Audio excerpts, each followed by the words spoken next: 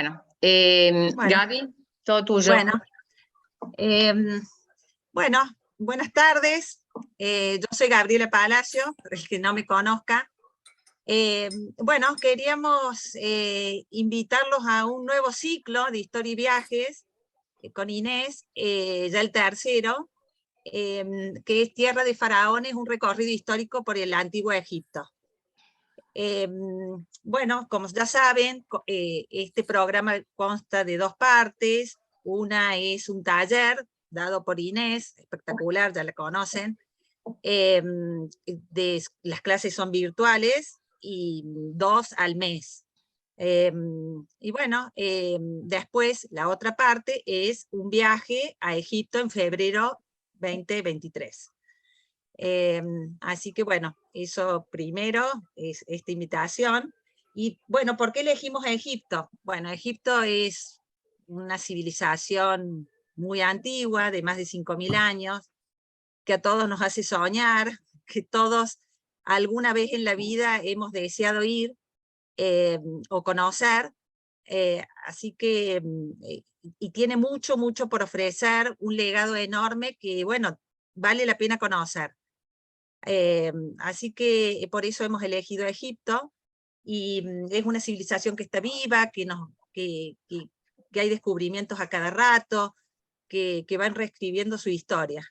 Así que bueno, yo ahora les recomiendo fuertemente que hagan el taller, obviamente que hagan el viaje, y bueno, ahora los voy a dejar con Inés, para que ella un poco le haga el paneo de lo que se va a ver en el taller, y yo después les voy a mostrar el itinerario y vamos a hablar un poco específicamente del viaje. Bueno, gracias, Gaby. Había levantado la mano Miguel Ángel. ¿Vos querías preguntar algo antes de empezar o fue sin querer esa manito? Fue sin querer, debe ser. Bueno, entonces, bueno, empezamos. Como dijo Gabriela, la verdad que Egipto es una civilización fascinante. Yo aclaro siempre, yo no he ido a Egipto, Gabriela sí, pero bueno, la historia de Egipto realmente me subyuga, y creo que a todo el mundo, ¿no? Con esto que tiene de enigmática, de muchas veces de misteriosa, de que todavía hay tantas cosas por descubrir. Ojo que alguien tiene el micrófono. Esperen. Tráeme la cosita esa para poner, las servilletas esa para poner ahí. Ahí está. Bueno, yo siempre, para los que no me conocen, siempre me gusta empezar con algún videíto o algo. En este caso, así como dijo Gabriela, que la historia de Egipto está viva, me gusta empezar, este videíto es de la Agencia de Turismo, el Ministerio de Turismo y Cultura de Egipto. Es obviamente un llamado a ir a Egipto a vacacionar, pero está interesante porque, bueno, Egipto es una sociedad también súper moderna. En ese sentido tiene estos contrastes de modernidad occidentalizada y estas tradiciones tan arraigadas, ¿no? Como es propio de estas culturas mediterráneas, donde vemos esos contrastes tan marcados. Entonces, bueno, empezamos un videíto como si fuéramos a viajar en este instante. Esperen, no escuchan, ¿no? No. No, me había olvidado de hacer el sonido.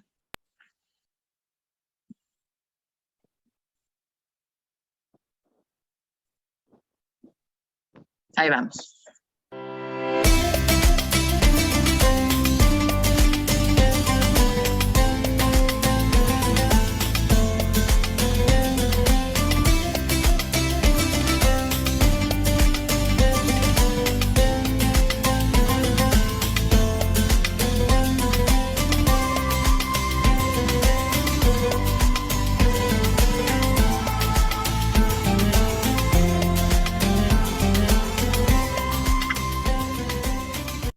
Bueno, bien cortito. Y otro que está relacionado con ya la parte más histórica. No tiene tan buena imagen.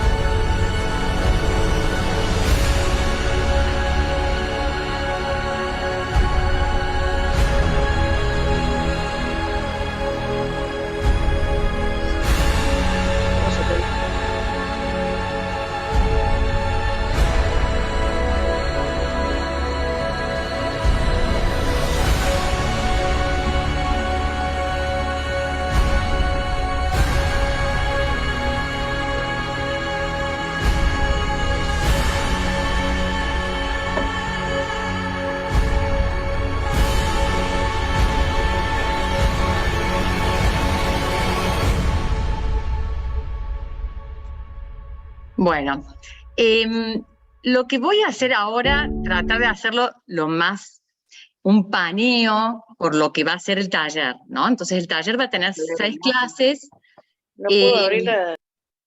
El taller va a tener 6 clases y vamos a tratar hoy de hacer rápidamente como un paneo de todo este desarrollo, tratando de rescatar aquellas particularidades o aspectos que me parecen interesantes de Egipto, como para ponerlos al tanto de lo que va a ser los talleres, ¿no? Entonces, en ese sentido, me parece esencial entender a Egipto tensionado entre 2 polos, ¿no? Uno, el desarrollo hacia adentro, como una sociedad que va a estar caracterizada por, de alguna manera, estar cerrada a influencias extranjeras y tener una continuidad en su desarrollo histórico, político y cultural tan largo como no creo que ninguna de las otras civilizaciones ha tenido, ¿no? En esta historia que nace 5.000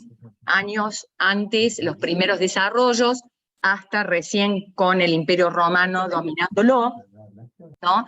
Y al mismo tiempo también volcada hacia el Mediterráneo oriental, ¿no? Entonces va a jugar esas particularidades regionales, es estar ensimismada y al mismo tiempo abierta al comercio, a las relaciones e influenciando en todo lo que es el Mediterráneo oriental.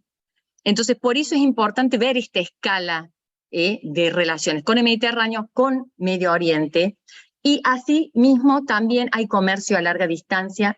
Se han encontrado, digamos, productos en Egipto y en, por ejemplo, la India, la cultura del Indo.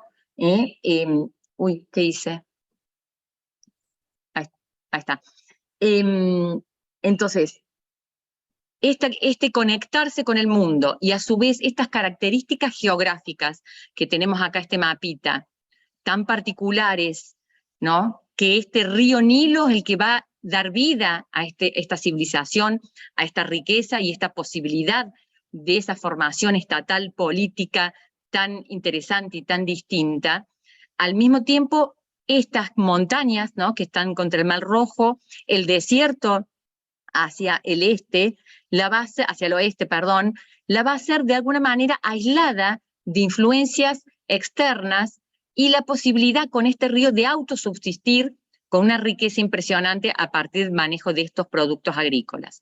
Entonces, es una sociedad que a su vez esta geografía de alguna manera provoca que esté encerrada en sí misma. No ha sido un imperio expansionista, salvo en un periodo no demasiado largo, comparando con 5.000 años, ¿no es cierto? Al contrario que, por ejemplo, en el imperio asiria o Roma, ¿no? De estos imperios que han sido netamente expansionistas, al mismo tiempo ha logrado esta perduración y continuación en dominaciones políticas que iban cambiando, por supuesto, ¿no? Pero principalmente en lo cultural.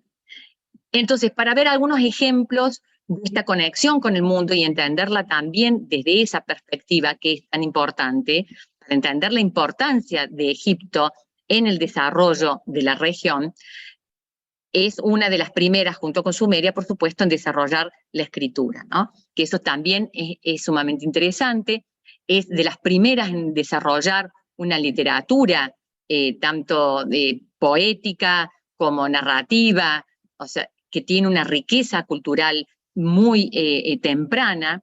Después, a partir de la escritura, logra desarrollar relación con... silencio. Esta relación con lo religioso, el famoso libro de los muertos, ¿no es cierto? O sea, como aquella literatura específica a partir del cual se va a hacer ver todo un desarrollo cultural y político, va a influenciar a su vez ese tipo de escritura también en los pueblos vecinos, el papel, ¿no es cierto?, el papiro, todo el desarrollo de la tecnología de la escritura, a su vez el tema de las tintas, que va a ser tan importante para toda la región. Por ejemplo, la conexión y la influencia que tiene con la cultura minoica en Creta a partir de los lazos comerciales y a partir de los lazos diplomáticos. Entonces, siempre Egipto ha sido un foco de interés para las culturas mediterráneas. En este caso en particular, por ejemplo, bueno, el oro que venía de Egipto, ¿no? Viene aceite de oliva de Creta, cerámica, y acá va a haber una transmisión cultural importante que les voy a dar algunos pequeños ejemplos de esta influencia. Siempre fue mirada como esa civilización extraordinaria, como madre de culturas y madres de civilizaciones, ¿no?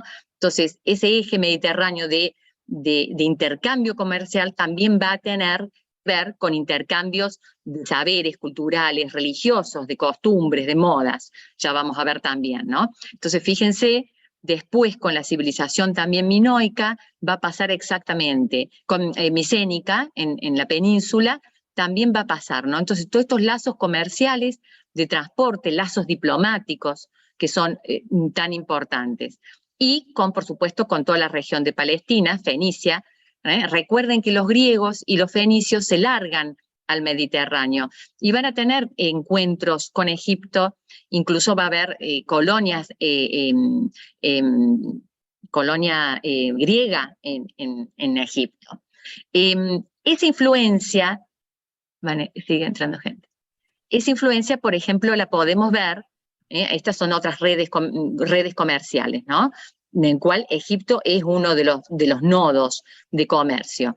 Más cuando se expande para el Imperio Nuevo, alrededor del 1500 en adelante, que va a tener el dominio de Palestina y Siria, esa comunicación ya ahí se profundiza en gran escala. Parte como para poner ejemplos, porque esto lo voy a desarrollar mejor, por supuesto, en la clase, porque es sumamente interesante.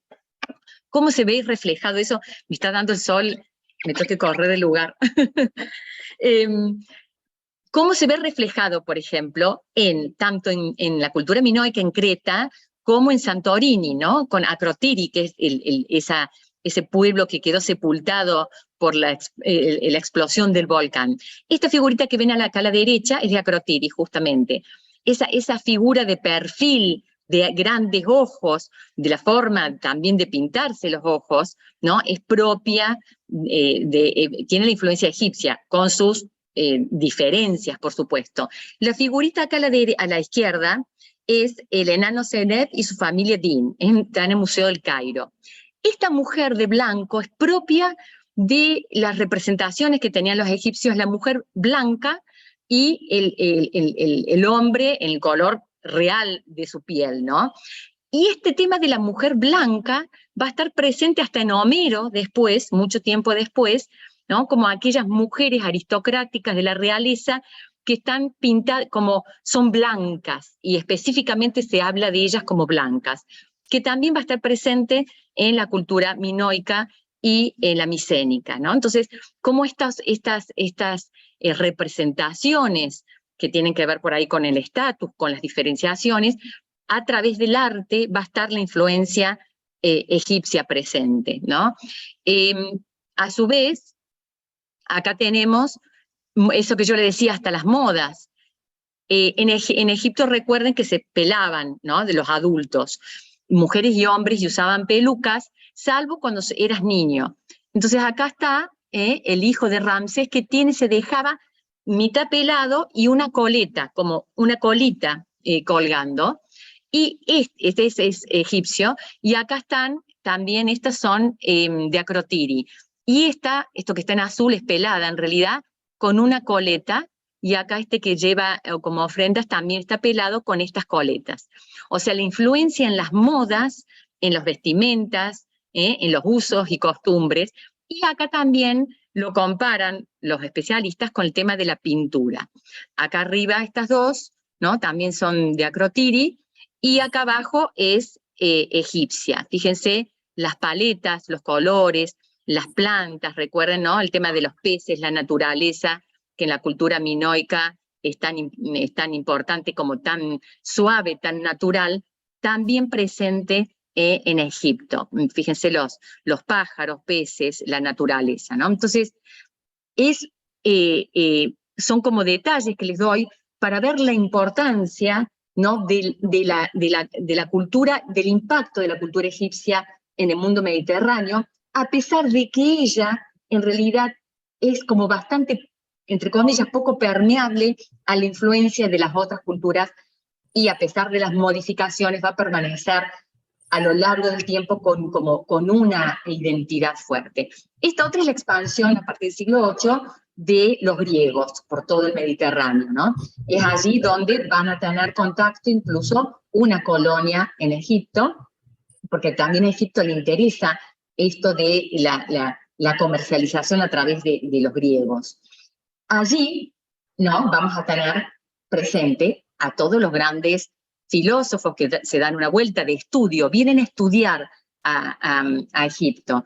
Y lo tenemos a Solón, que fue el gran reformador de las leyes griegas, está caratulado como el padre de la democracia, que hizo posible después el proceso de la democracia, y él llega a Egipto y él dice que él, parte de sus reformas en Grecia, las hizo a partir de estudiar y ver las leyes egipcias, ¿no?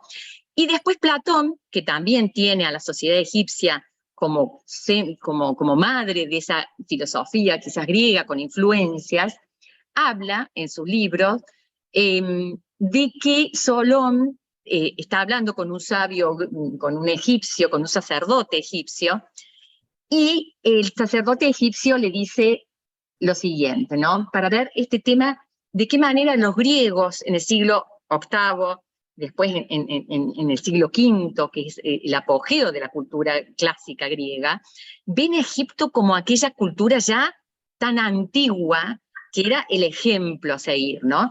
Y este sacerdote le dice a Solón, Solón, Solón, vosotros los griegos sois siempre niños.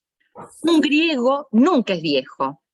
Cuando Solón pide explicaciones sobre esto, el sacerdote le responde entonces con los siguientes argumentos.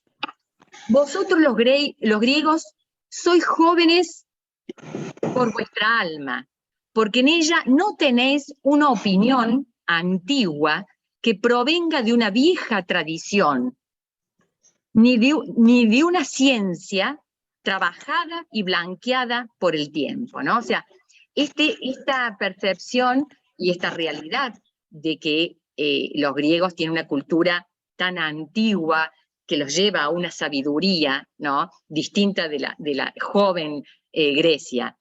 Heródoto de Halicarnaso va a ser aquel que escriba también sobre gran historiador, ¿no? El padre de la historia y de la geografía, y es el que le da en la tecla esta clave de Egipto, del desarrollo, ¿no? Egipto es un don del Nilo, dice Heródoto, y efectivamente tiene razón, ¿no?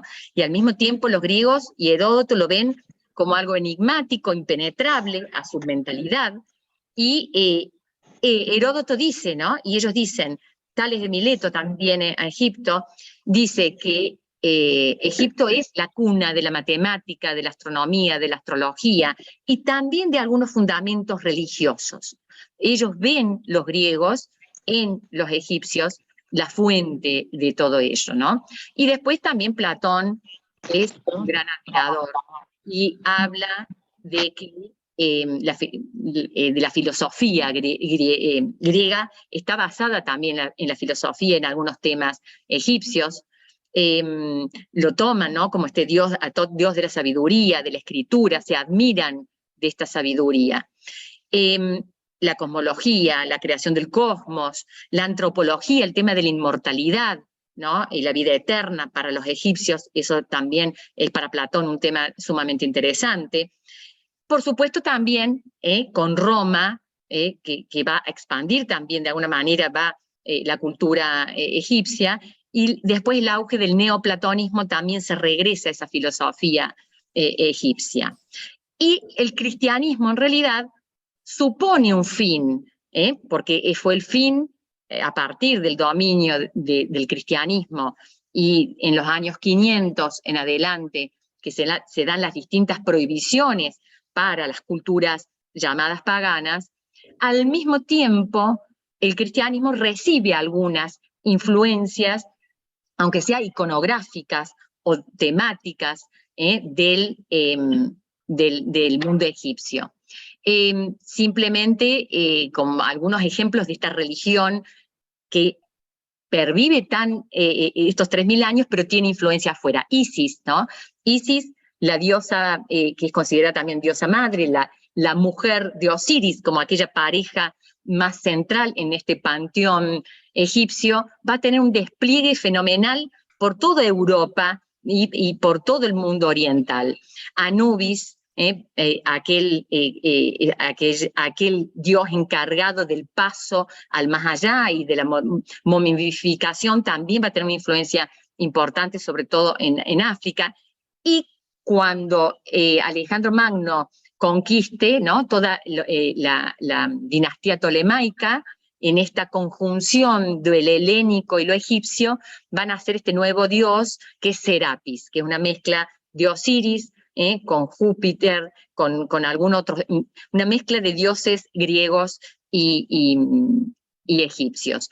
Ese culto va a ser bien seguido por la iglesia cristiana, y acá es interesante porque Serapis está considerado como el Mesías, un Salvador, uno que lleva la vida eterna, ¿no? Entonces hay hasta confusiones a veces contemporáneamente a la vida de Jesús. Acá simplemente para esas cuestiones, ¿no?, de símbolos y cómo son reinterpretados por el cristianismo. Ustedes todos conocen la leyenda de Jorge el Dragón, el que mata a San Jorge, que está en escudos reales y por todo San Jordi en Cataluña, por ejemplo, ¿no?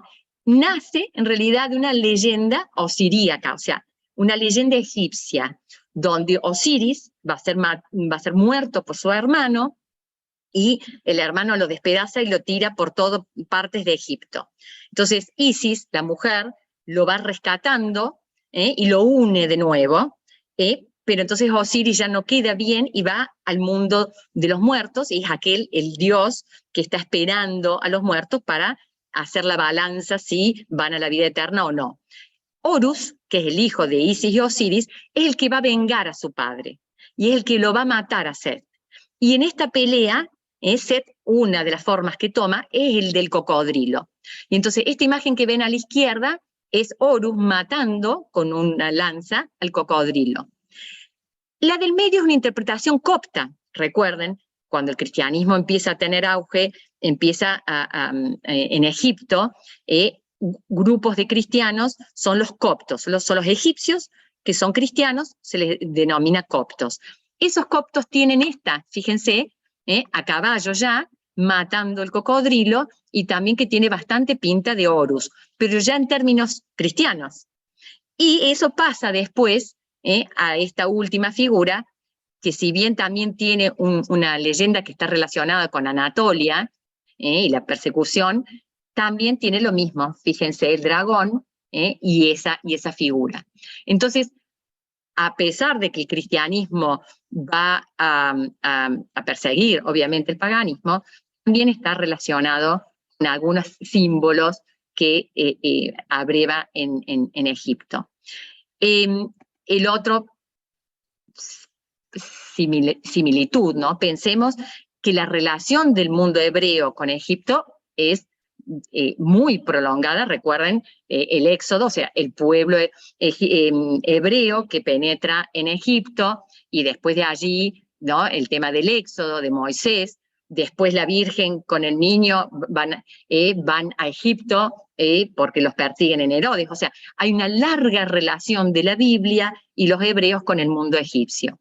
Y el mundo egipcio tiene esto del juicio final de las almas, ¿no?, que es, digamos, este juicio final donde vas al paraíso o vas a la vida eterna, o te vas, no podés estar en la vida eterna. También son similitudes.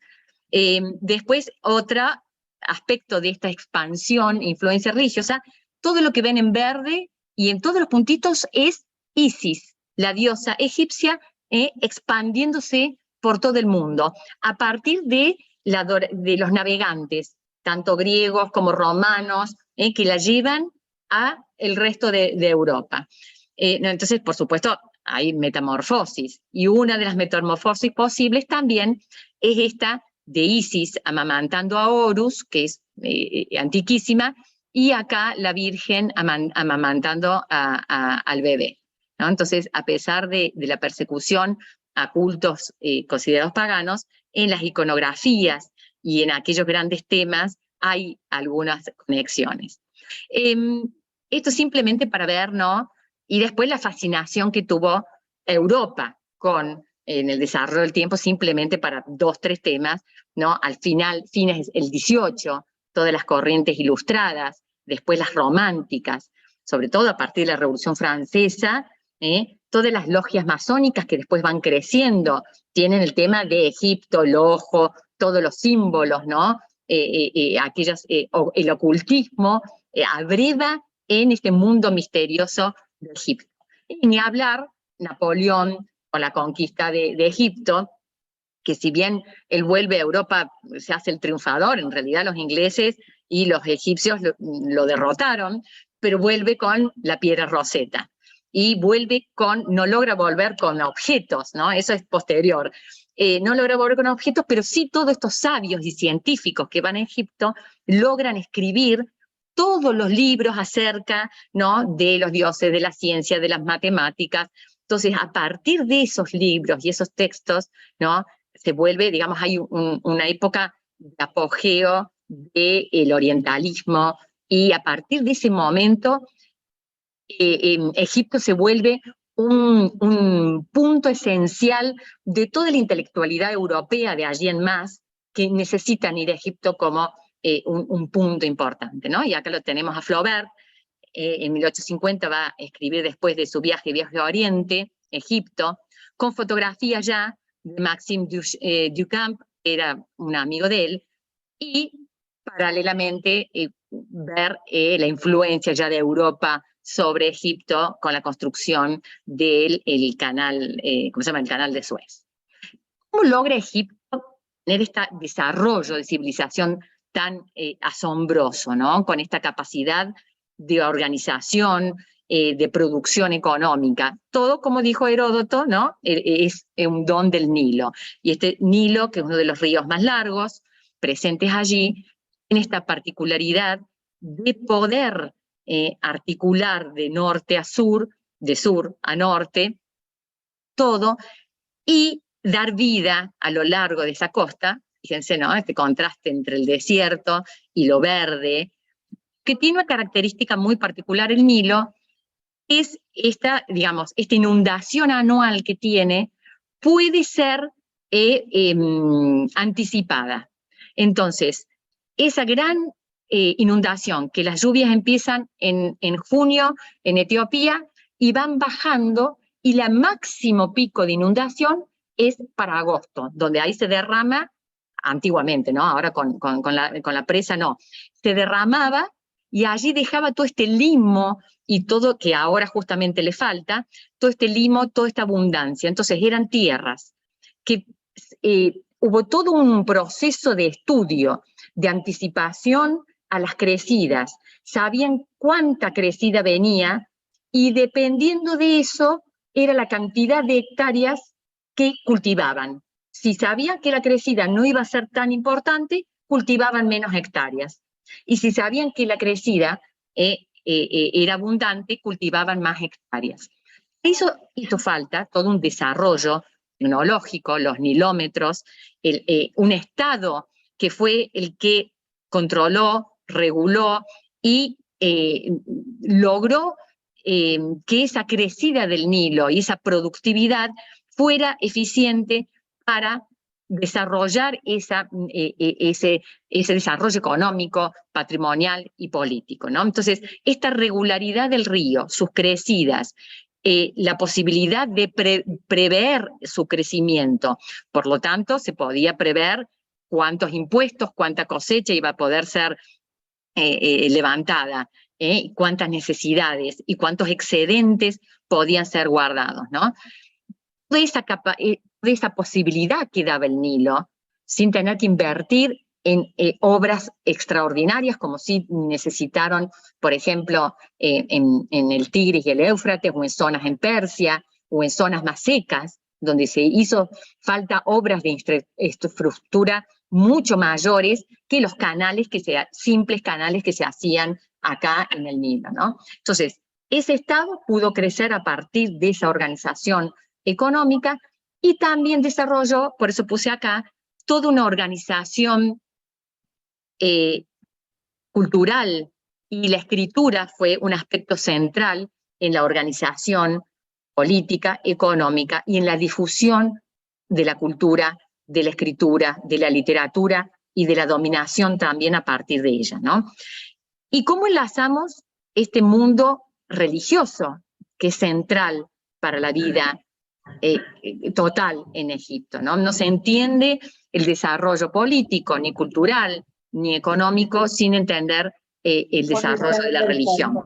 Acá, puestos dicen que tienen aproximadamente 2000, ¿no? Distintos dioses, cada región, cada lugar, pero no se puede ver todo eso, ¿no?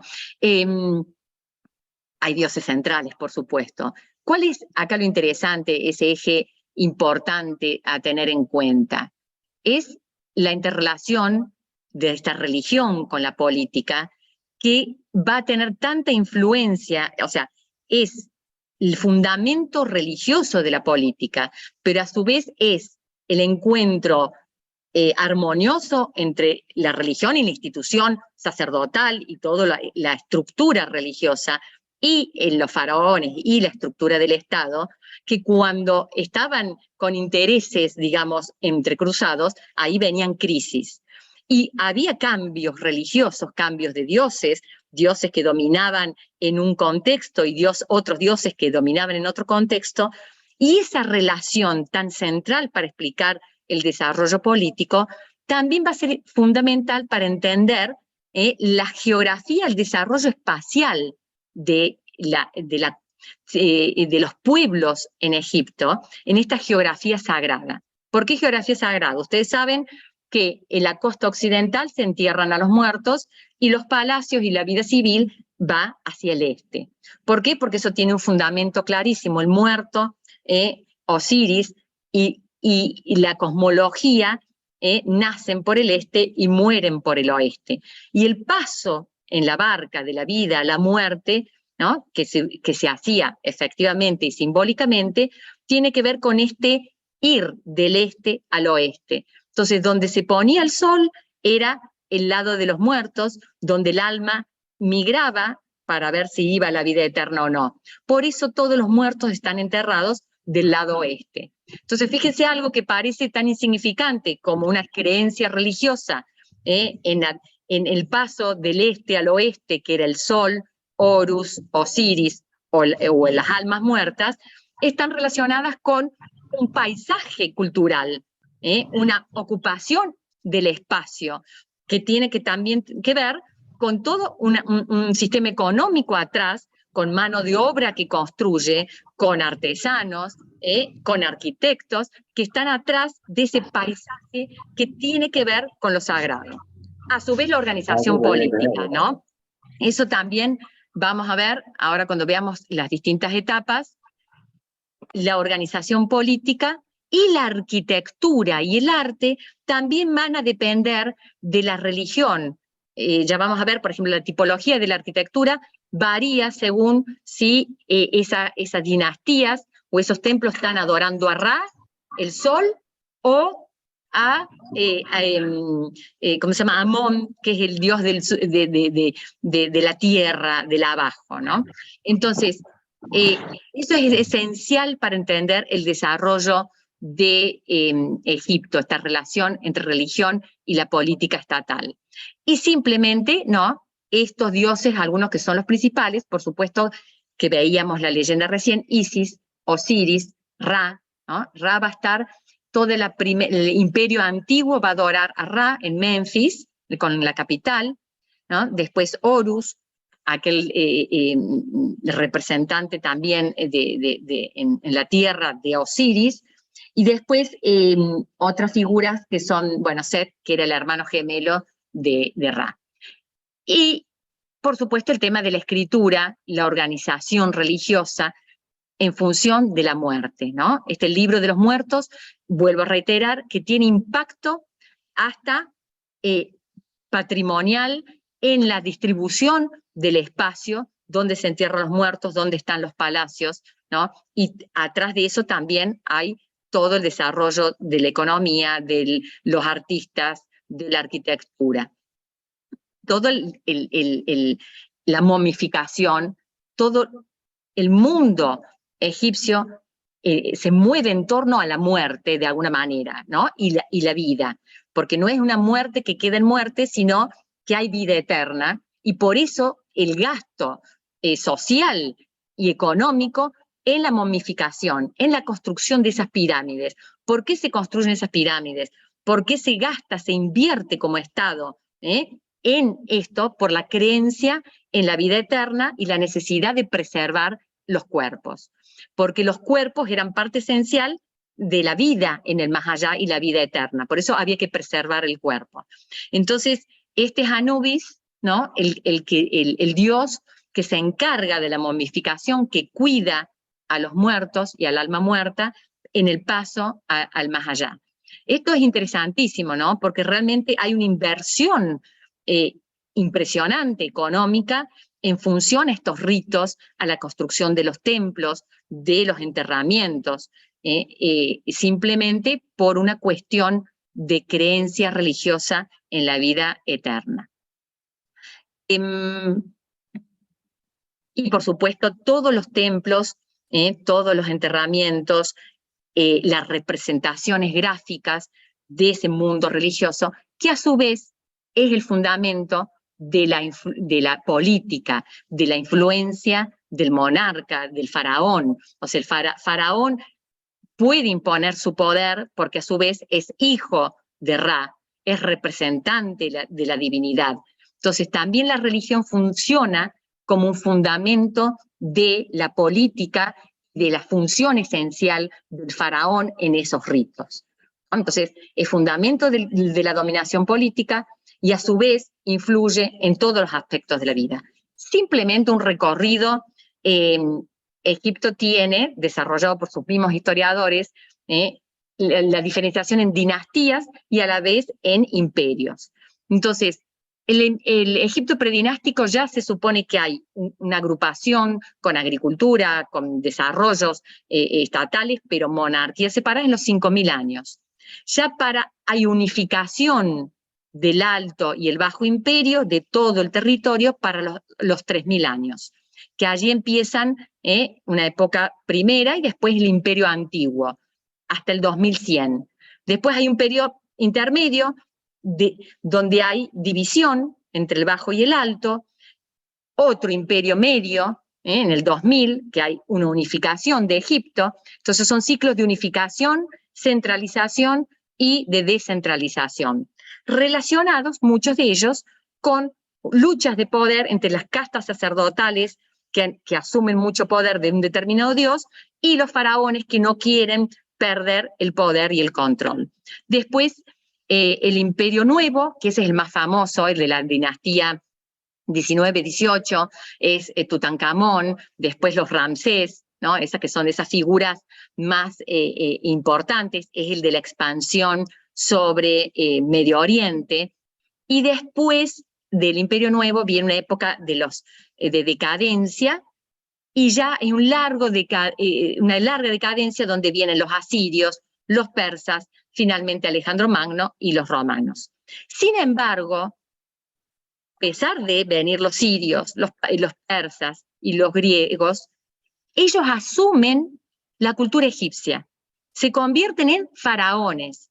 Es tal la fuerza de legitimación e importancia de esa sociedad, de esa civilización, que los invasores se convierten en dinastías egipcias, de origen extranjero, ¿no? Pero asumiendo, ¿no? La cultura egipcia, por supuesto con transformaciones.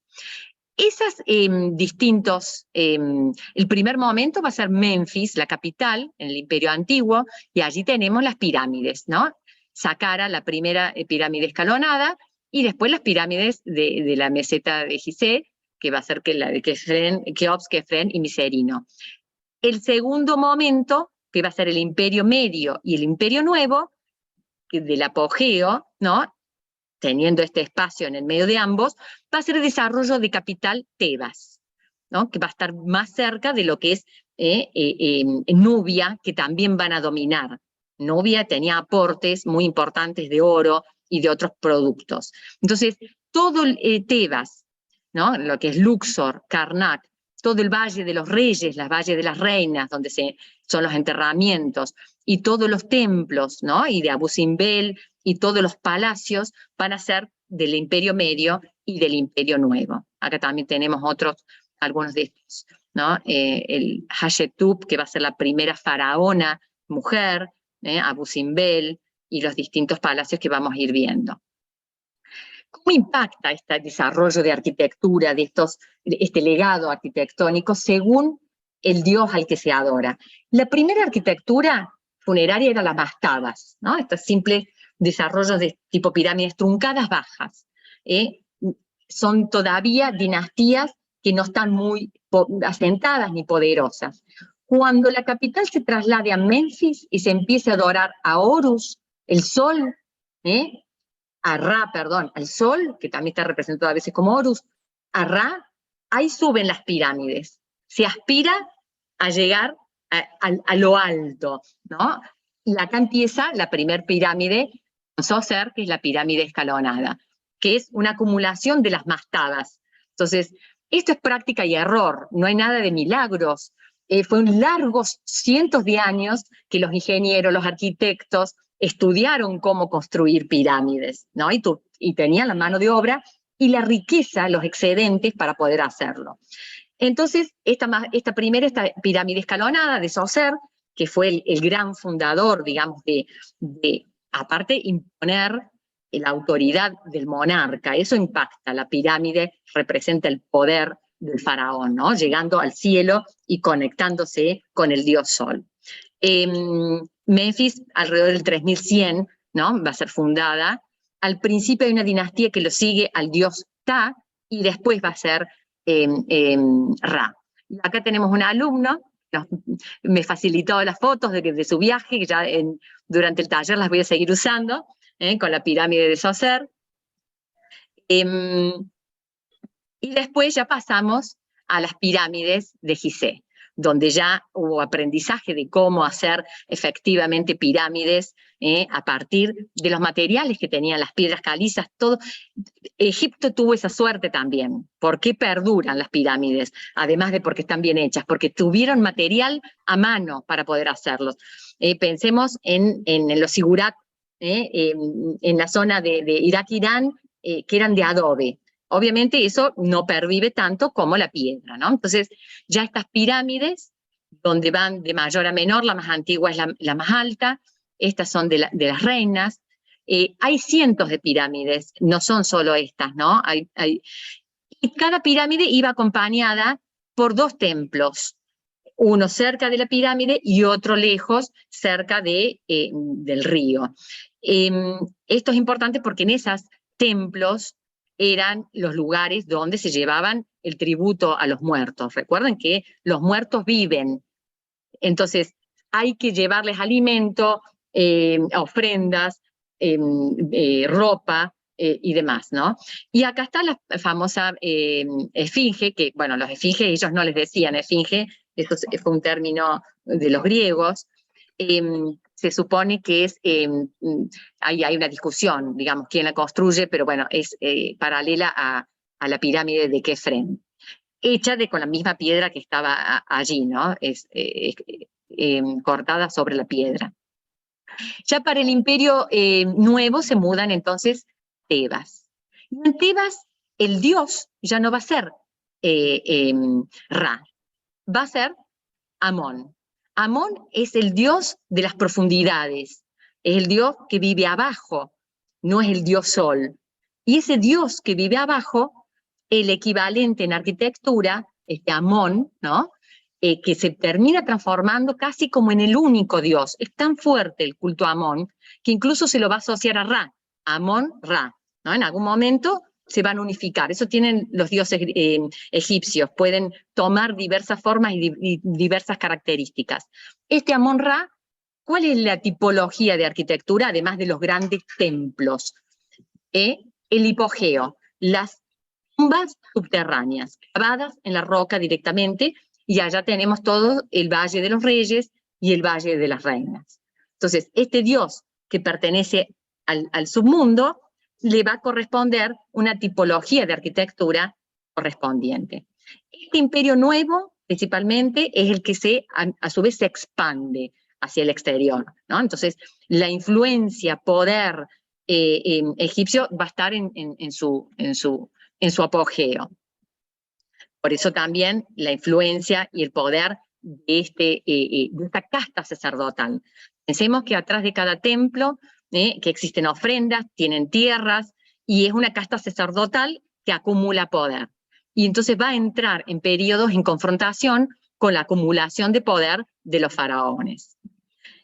Bueno, dentro del Valle de los Reyes que vamos a ir, todavía no se sabe qué tumbas se pueden visitar, pero bueno, esta tumba que es la de la reina nunca me sale, Hatshepsut, que fue la primer reina faraona, ¿no? Ella queda viuda, tiene un hijastro, porque ella tiene una hija, no puede, la herencia viene por ella, ¿no? El linaje, pero como es mujer, no puede ascender, su hija es mujer, debe casarse con un hermano, acá está el tema de los casamientos entre hermanos o hermanastros, y ella va a ser regente primero de su hijastro, finalmente asume y se hace nombrar faraona.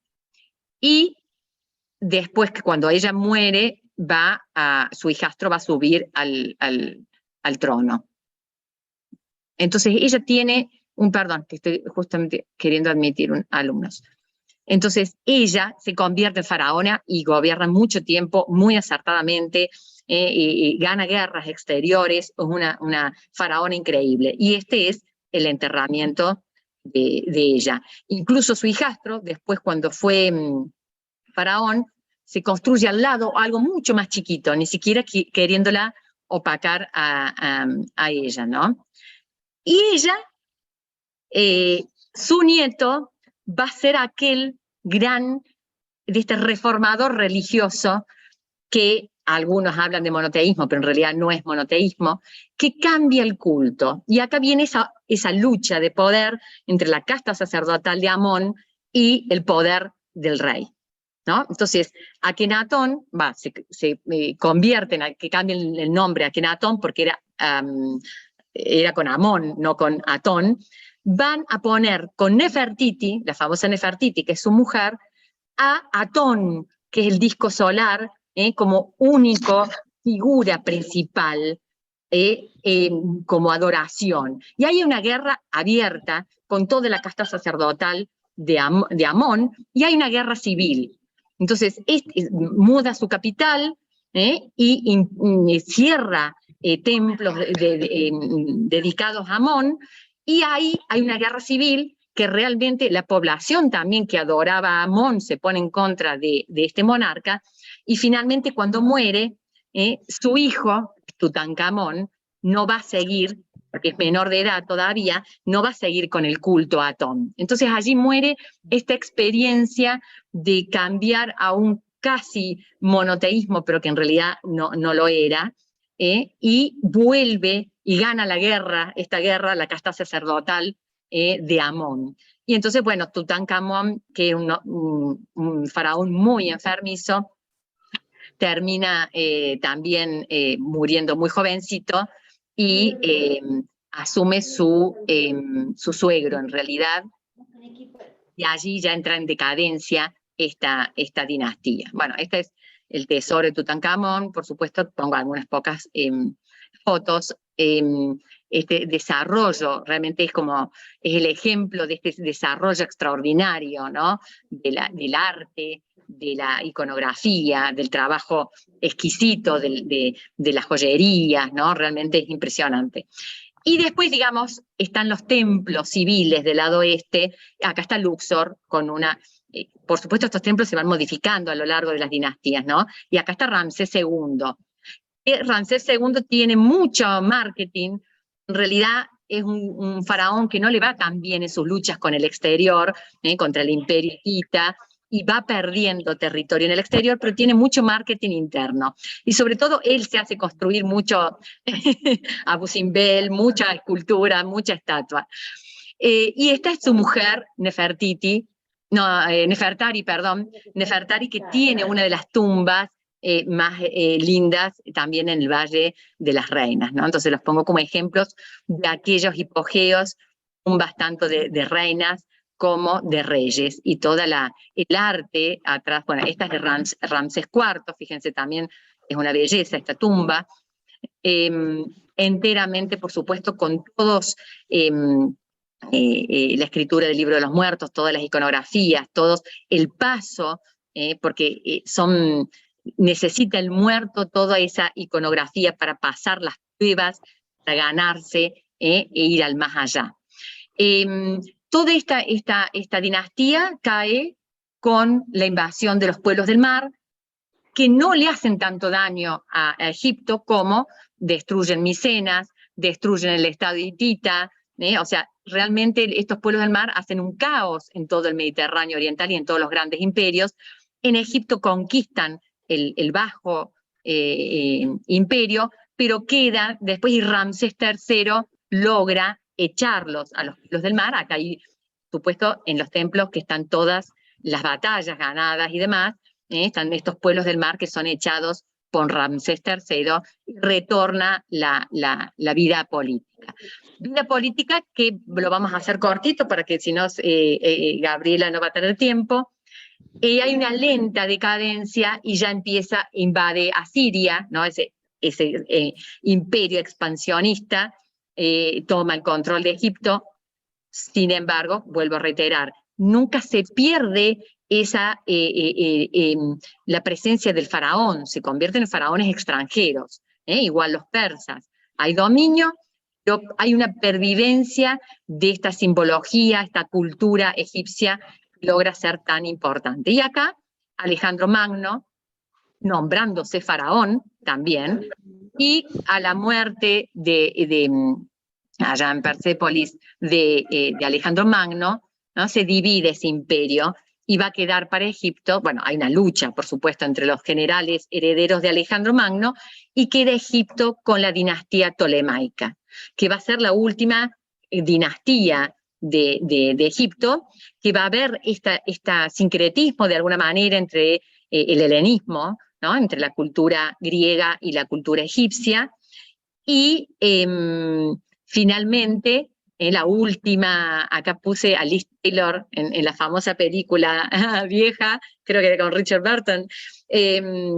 la última faraona de Egipto, la última Cleopatra VII de la dinastía tolemaica, ¿no? Y allí, finalmente, con Roma interviniendo en estas guerras civiles internas a Egipto, ya un Egipto decadente y dependiendo del favor político de Roma, y interviniendo en las guerras civiles, tanto las guerras civiles egipcias entre ella y su hermano, como las guerras civiles romanas, es que finalmente cae bajo el poder de Roma y queda como una provincia romana. Ahí pierde su condición de Estado, y de ser de un estado faraónico. Y de allí en más, digamos, hay una lenta decadencia de la cultura, aunque pervive esa tradición religiosa hasta el cristianismo, ¿no? Esta es la conquista de Justiniano, del siglo VI, donde ocupa toda la cuenca del Mediterráneo otra vez. Y bueno, el cristianismo se desarrolla muy tempranamente en Egipto, en esta versión copta, pero también va a haber cristianos ortodoxos, dependiendo también de Constantinopla. Incluso de los coptos hay dos variantes distintas, ¿no? Pero es muy fuerte la presencia cristiana en Egipto, y recién es prohibida, por ejemplo, se cierra el templo de Philae de Isis en Elefantina para alrededor del 400, 500, ¿no? O sea, que hay una perduración todavía y que termina con la conquista musulmana. Ahí ya la religión faraónica antigua termina por liquidarse, ¿no?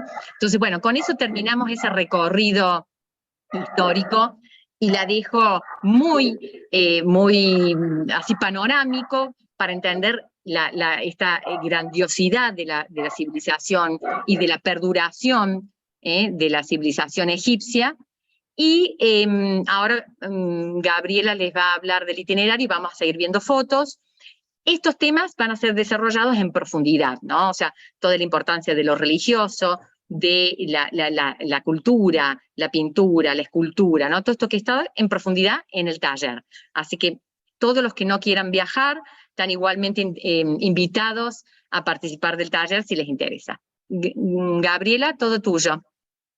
Bueno, muy bien, Inés, muchas gracias. Perdón, una pregunta, Inés. Sí. ¿Cuándo empieza el taller sobre Egipto? El taller de Egipto, la primera... El 9 de septiembre, creo. Sí. ¿Querés poner bueno, después pones el cronograma? Sí, el 9 de septiembre, viernes 9 a las 18 horas. Son 2 veces por mes. Siempre a las 18 horas. Siempre 18 Exacto. horas. Gracias. Pero van a quedar grabados por si alguien no se puede unir, los ve después. Se los mandan después. Gracias, Gabriela. Sí, para los que no conozcan cómo es, esa es después se sube la clase con el material y eso lo pueden ver ustedes cuando quieran. No hay límites de tiempo para verlo. Bueno, vamos a empezar un poco con el itinerario. Como les decíamos, este programa constaba de 2 partes. Bueno, la parte del taller, que es la que va a dar Inés, y la parte del viaje, que es en febrero 2023. La agencia interviniente es de Allende Viajes, que es una agencia muy seria, es la que nos ha organizado este viaje. Son 13 días, saliendo el 1 de febrero, los primeros días de febrero sale.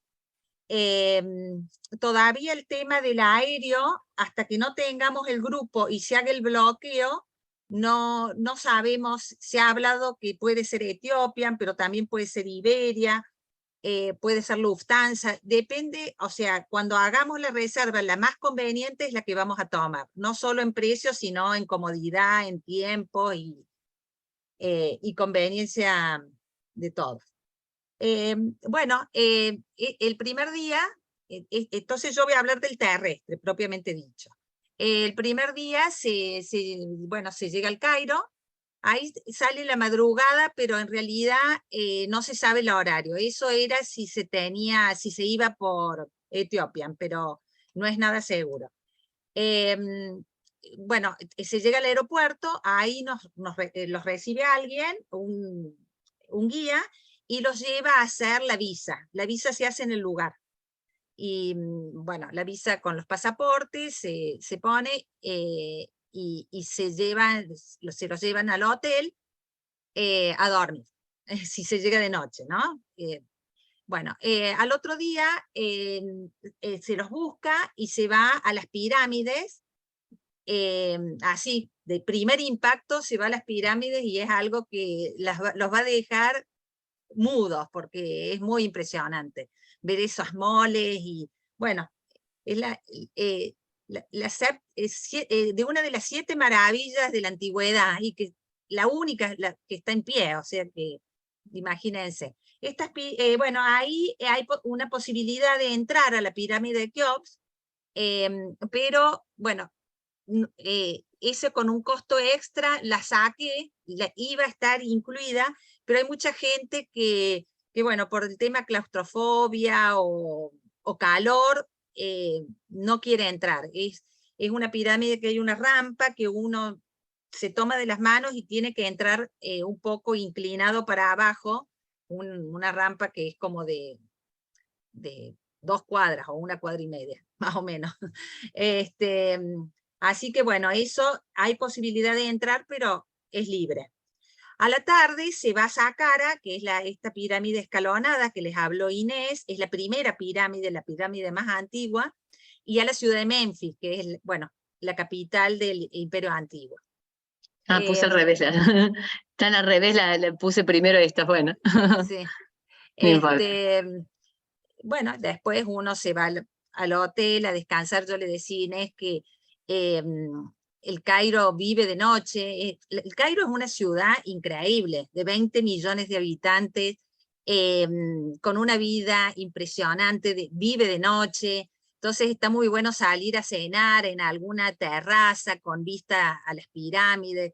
Es mágico, la verdad que es un lugar increíble. Así que bueno, un poco eso también es libre. Los almuerzos y las cenas en el Cairo no están incluidos, pero es muy barato comer. La verdad que por $10 uno cena, pero re bien, bueno, con vino y todo. Ahí no es fácil conseguir que te vendan bebidas alcohólicas, pero en los restaurantes internacionales sí, porque bueno, es musulmán y los musulmanes no toman alcohol. Bueno, después el día 3, que sería el 4 de febrero, se va al Museo Egipcio.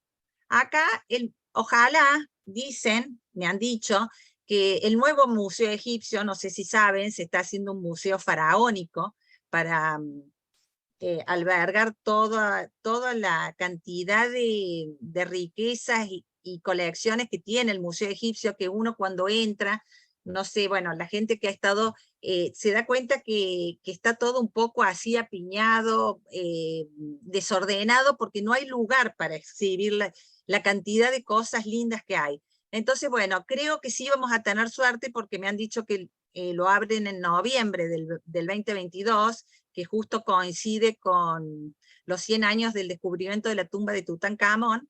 Así que bueno, ver ese museo nuevo, una maravilla, con unos ventanales que miran a las pirámides, que más bien, más que vista las pirámides, parece que se entra dentro del museo. Así que bueno, en eso ojalá que sí, así sea.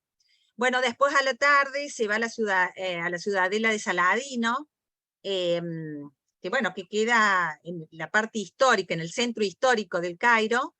Esto es rosa, es el Museo del Este es Cairo hermoso. antiguo, digamos, el que está actual ahora, no es el nuevo. No sé, Inés, si hay algunas fotos del nuevo, creo que no. No, no lo puse. Bueno, la ciudadela de Saladino, que se hizo, es una fortificación en la época de los cruzados, para defenderse de los cruzados. Ahí vamos a estar. Se va a ir al barrio copto, que bueno, A la los barrios iglesia cristianos, va a la mezquita. iglesia A la mezquita, digo.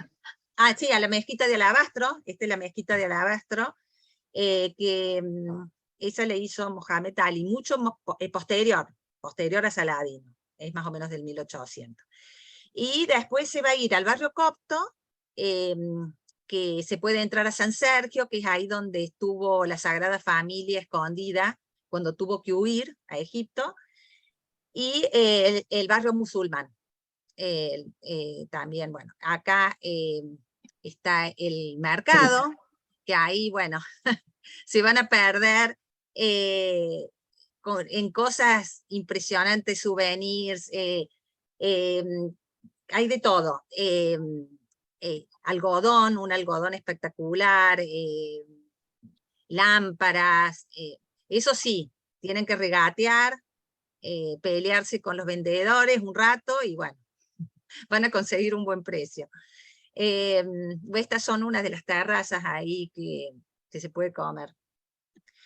Bueno, después al otro día, bueno, los trasladan a Luxor y se visita bueno, el templo de Luxor y Karnak, con su avenida de esfinges, con ese palmeras, esta galería de palmeras, de columnas que parecen palmeras. Bueno, es impresionante este Sí, palacio. visto de arriba desluce un poco. Sí, no se ve como, pero la verdad que todas las columnas talladas, con una precisión el tallado, que uno puede, bueno, uno no conoce el jeroglífico, pero podría leerlo perfectamente. Así que bueno, y a la tarde uno se va para ya se sube al crucero. El crucero es de 4 días, también es algo increíble, porque uno no puede creer estar navegando el Nilo. Es que uno toca el cielo con las manos, qué sé yo, uno ha estudiado tanto el Nilo, el Limo, y bueno, y uno ve realmente verde, verde a los costados, el río verde, verde, y después de ahí nomás ve el desierto, y dice, ¿cómo acá en este poquito podían sembrar y tanto, y tanta riqueza que les daba? Así que bueno, como les dijo Inés, es un don, el Nilo es un don para ellos. Y bueno, ir navegando ahí, y no solo navegando, porque uno navega por ahí y ve, el barco tiene, el crucero tiene una terraza arriba que por el calor uno se pasa todo el tiempo en la terraza, que está la pileta, está el lugar donde tomar algo, donde se hacen las reuniones, y uno cuando va navegando y ve gente que está labrando la tierra, animales, de partes que ve los papiros, el loto, uno le parece que está navegando, no sé, 5.000 años atrás. Eso es increíble, impresionante. Así que bueno, el crucero es algo muy, muy lindo. Bueno, y desde el crucero, como todo está cerca del Nilo, todos los días se va conociendo distintas cosas. Bueno, se va ya me perdí el día 5 se va al Valle de los Reyes, que esto que les dice Inés, que las tumbas están adentro de la tierra, escondidas, entonces uno llega y ve como una zona medio montañosa, y no se imagina que ahí puede haber semejantes tumbas, y bueno, ahí se entran a 3 tumbas. Me han recomendado, todavía no se sabe qué tumbas se van a entrar, pero todas son tumbas muy buenas y muy lindas. Pero la que me han recomendado, que no está incluida, porque no se incluye, es la de Nefertari, que, bueno, dicen que es la capilla Sixtina de los egipcios, porque es impresionante las pinturas, los detalles, el colorido, pero bueno, eso es opcional, igual todas las tumbas. Yo no he entrado a la Nefertari, pero todas las tumbas están pintadas con coloridos, hasta que uno llega a la cámara funeraria y es un libro abierto. Bueno, está todo pintado en el libro de los muertos. Sí, es un libro, tal cual, es así. Bueno, después se va al de la reina Hatshepsut, que es este templo, o sí, tumba, que parece del siglo XXI. Es increíble. No puedes creer que se haya hecho en esa época ese nivel de construcción tan lineal, tan recto.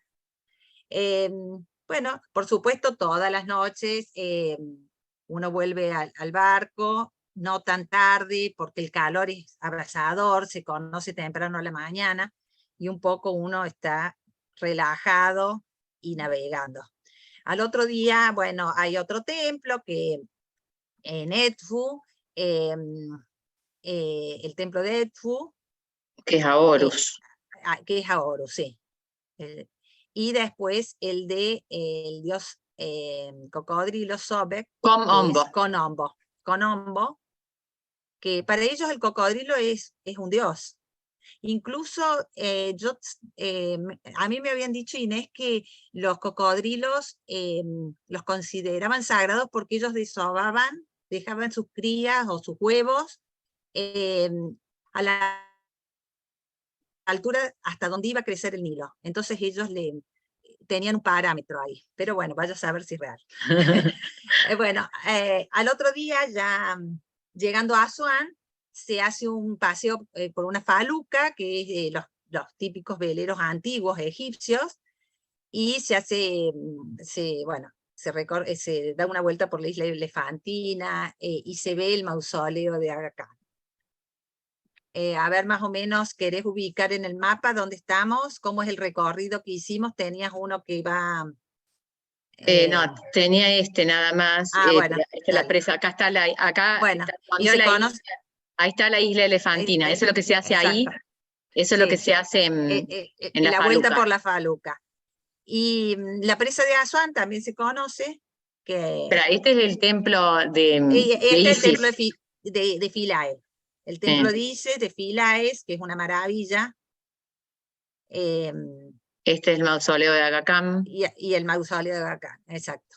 Y bueno, y un poco ahí se termina, uno se baja del crucero, se sube al ómnibus y nos llevan, o los llevan, yo hago como si fuera a ir, pero no, es Inés la que acompaña, y no, se van a Abu Simbel. Abu Simbel es el templo a Ramsés II, que aparte de ser un templo majestuoso, la característica que tiene, lo impresionante que tiene, es que cuando se hizo la represa de Asuán, iba a quedar inundado.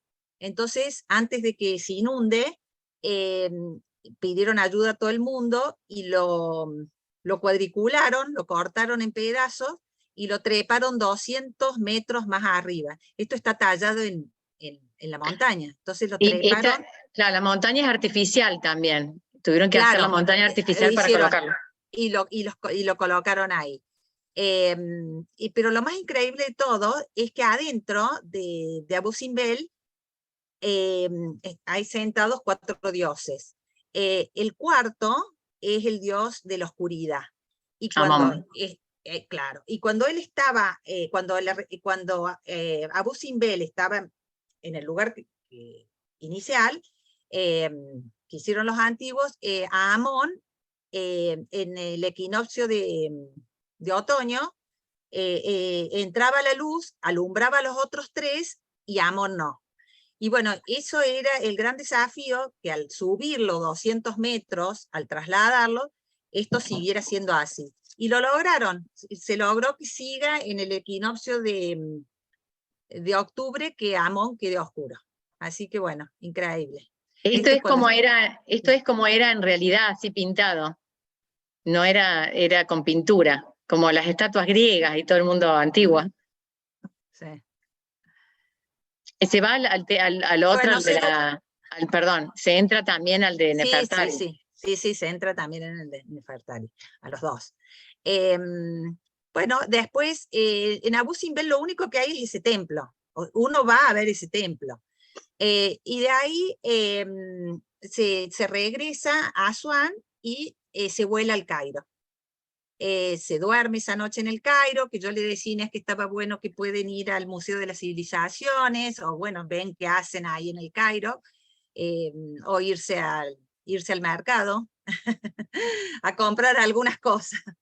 Y a la mañana siguiente se sale para Alejandría, la ciudad diseñada por Alejandro, sobre el Mediterráneo. Es muy linda, tiene un malecón sobre el mar. Bueno, el hotel mira al mar, es un hotel muy lindo el que van, con vista al mar. Bueno, y el hotel, no les dije, del Cairo también, es un hotel que está cerca del Nilo y en el centro mismo del Cairo, muy cerquita, caminando del Museo Egipcio, muy a mano de todo, de los restaurantes, de los negocios. Están muy bien ubicados los hoteles, muy, muy bien ubicados. Y bueno, y después en Alejandría, bueno, al otro día se va a la columna de Pompeyo, que ahí dicen que Pompeyo, romano, lo mataron ahí en... Pero no, es leyenda. Decime, es leyenda. No lo mataron ahí. No. Bueno, bueno, se hace la columna de Pompeyo, el fuerte. Ahí estaba el faro antiguo, el famoso faro de Alejandría estaba ahí. Sí. Y se cayó y le usaron la piedra para acá. Y el fuerte sí. Y las catacumbas, de donde se escondían cuando fueron perseguidos los cristianos. Y bueno, y la biblioteca. La nueva biblioteca que fue reconstruida por la UNESCO en el siglo XX, o siglo XXI, siglo XX. No fue después del 2000, bueno, fue reconstruida y increíble. Bueno, la biblioteca de Alejandría antigua era algo increíble, pero los musulmanes la quemaron. Entonces la UNESCO la reconstruyó. Bueno, y creo que ahí también, bueno, de ahí se va a un parque de Mustazá, que es del imperio, de la época otomana, o mameluca otomana, y bueno, y al otro día, todo el parque, que son 46 hectáreas, y al otro día, después del desayuno, se vuela al Cairo, y bueno, y ahí se duerme en el Cairo, en el mismo hotel que fue en las primeras noches, y al otro día se regresa. Bueno, esto es lo que les decía, los hoteles son muy buenos, muy bien ubicados, y bueno, ahí ustedes no sé si han visto el precio, esto es en base a 10 pasajeros, en doble, sale $2.850, ahí yo le puse dólar turista, que al día de hoy el dólar turista está en 249, o sea que no es dólar blue, eso... Dólar turista ya incluye el impuesto. Y ya está todo, digamos, el 2.850 ya está todo, digamos, todo incluido, y lo que pasa es que uno no lo multiplica por 300, que casi está el blue, sino por 249, que es el dólar tarjeta también. Y bueno, y como les digo, el aéreo, uy, me está por quedar sin batería, así que ahí me conecto. Y el aéreo, más o menos, también dólar turista, está alrededor de $1.800, pero como les digo, ese no tenemos todavía cotización hasta que no se pueda hacer el bloqueo en la compañía aérea cuando ya Claro, tengamos 10 pasajeros. Claro, con 10 pasajeros decididos Así se hace que... el bloqueo. Y decide de la seña, Gaby, que es sobre sin el valor, sin impuestos, la seña. ¿O no? ¿Cómo Sí, era la seña? la seña del aéreo más o menos, todavía, pero es más o menos $200 en el aéreo y $200 en el terrestre. ¿Qué se devuelve? Esto se devuelve si no se llega a viajar, si no se llega a llegar al número, hasta 60 días en el aéreo se devuelve la seña, y hasta 45 días en el terrestre también se devuelve. Me voy a... Espera un minutito, Inés. Tengo que... porque me estoy por quedar sin batería. Dale, sigo acá leyendo. Bueno, acá... y ya me hacen... Sí. Claro, acá solamente queda ver lo que se incluye y lo que no se incluye, ¿no? Bueno, obviamente que es un grupo privado, nuestro grupo, digamos, van a estar acompañados por mí. Si se junta un grupo de más de 15, Gabriela va. Entonces son 6 noches de hotel en el Cairo, 4 noches a bordo del crucero, que no es pensión completa, pero sin bebidas. Una noche en Abu Simbel, 2 noches en Alejandría. Bueno, están los 2 días de tour completa en el Cairo, las visitas en Alejandría, las visitas incluidas del crucero, eso de todo lo que hemos estado diciendo, que incluyen Luxor, la orilla oriental, los templos de Luxor, Karnak, el tema del Valle de los Reyes, el templo de la reina de Hatshepsut, ahí está, el coloso de Nemón. Inés, ¿2.850 la habitación o es por persona? Por persona. No, por persona. Por persona. Por persona.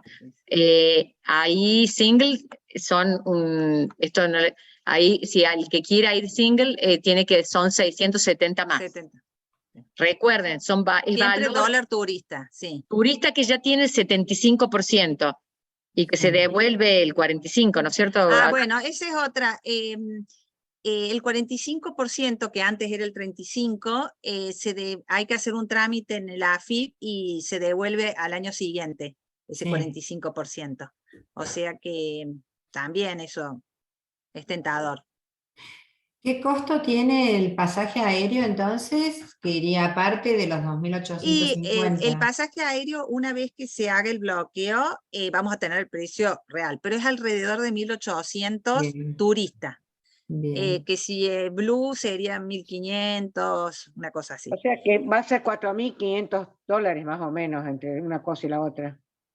Sí, poco más. son 16, son 4.650. Sí, O sea, turista, ¿no? 4.650 A ver, dólar turista por Sí. 2.49. O sea que Gaby, contar una, $5.000. una pregunta. Sí, ¿Puedo hacer una pregunta? sí, pregunta. Para que no te Escúchame, veo. ¿Quién sos? Gaby, ¿me ves? Ahí está, sí. Es Priscila. Bueno, Priscila, ¿cómo escúchame, estás?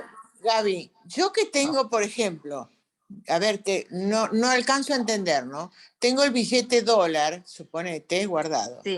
Entonces, si yo tengo que hacer el cambio a dólar turista, ¿cuánto me sale el viaje entonces? A ver, Porque yo lo voy a comprar, yo lo voy a pagar, dígame, lo voy a cambiar a dólar blue.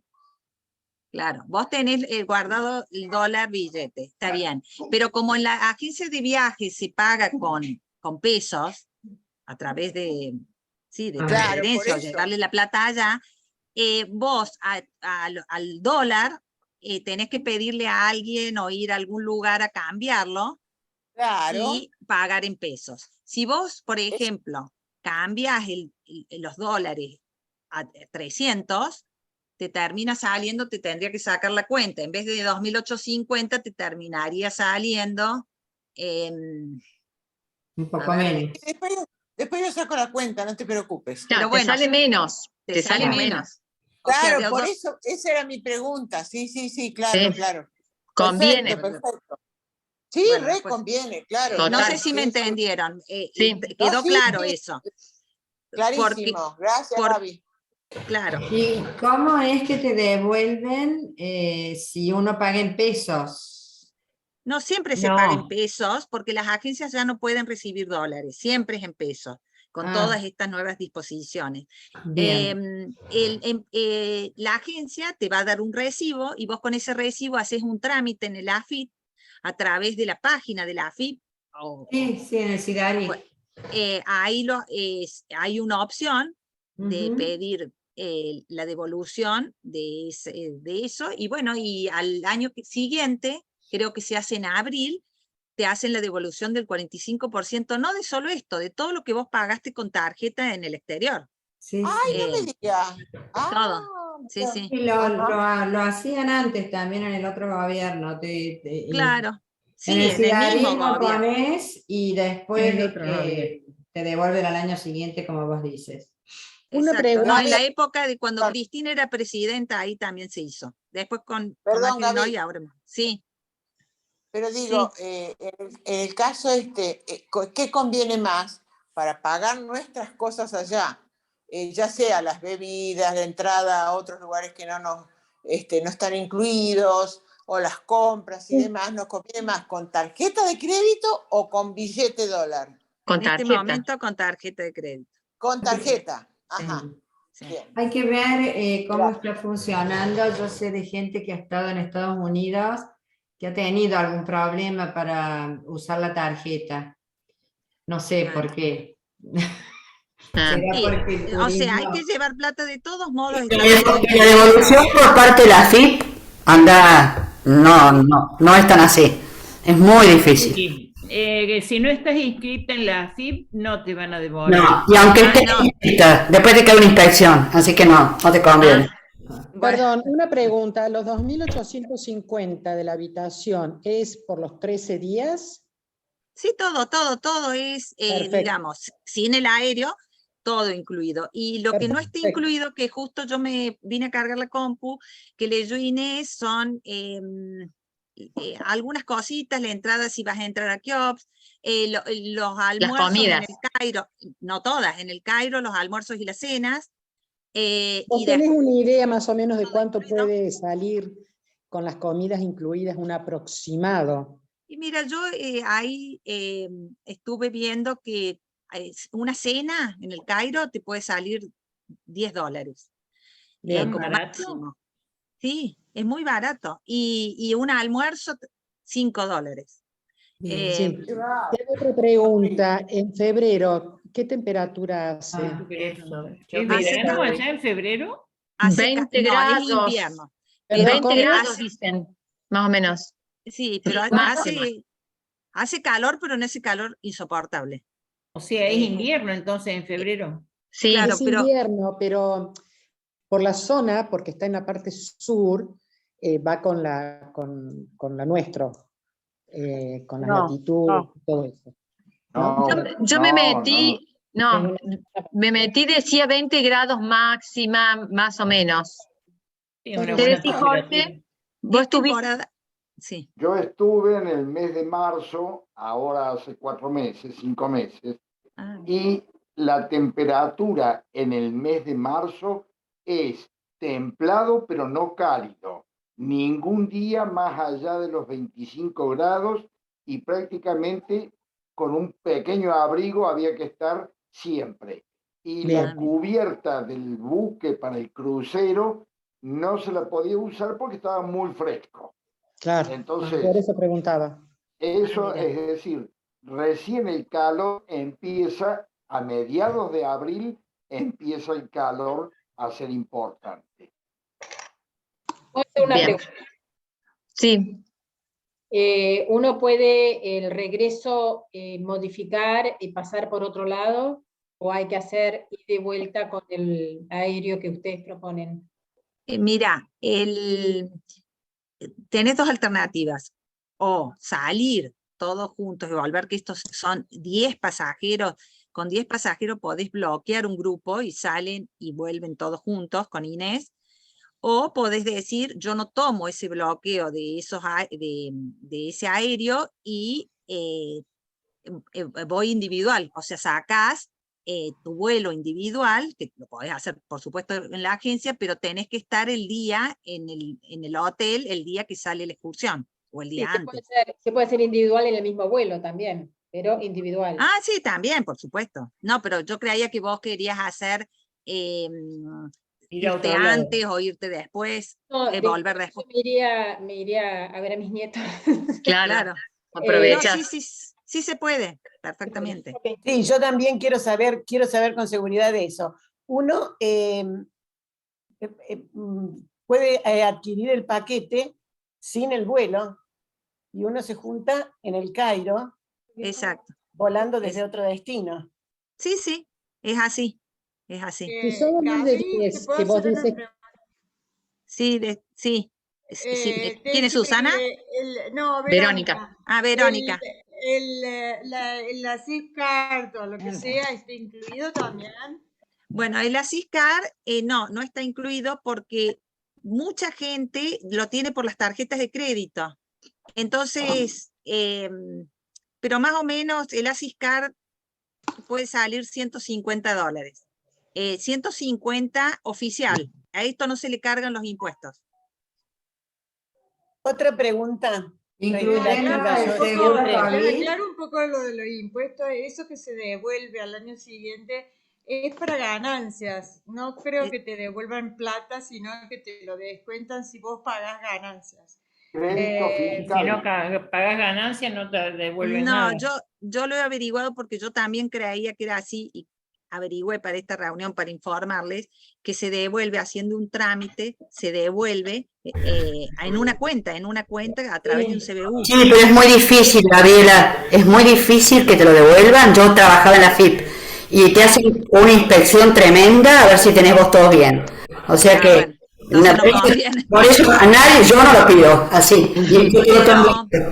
A mí me han devuelto, pero a través de ganancias, digamos. Claro, Claro, ahí es distinto, ahí es distinto. No